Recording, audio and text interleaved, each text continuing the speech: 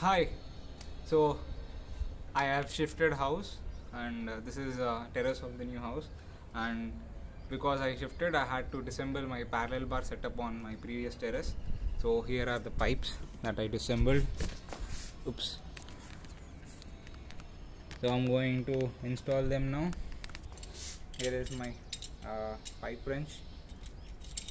This is all I need.